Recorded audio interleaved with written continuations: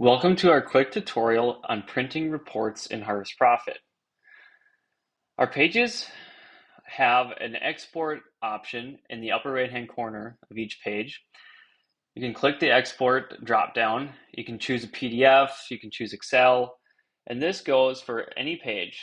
If I go to the inputs page, I can export my list of products into PDF and Excel. Additionally, we have a purchases PDF. So if you have entered in your purchases into the shopping cart tool, this will export a PDF of those purchases.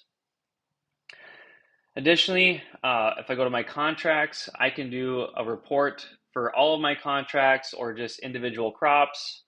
If I go to my P&L, I can filter by farm, by entity, or even by field and click and export specific reports for those fields or farms or entities.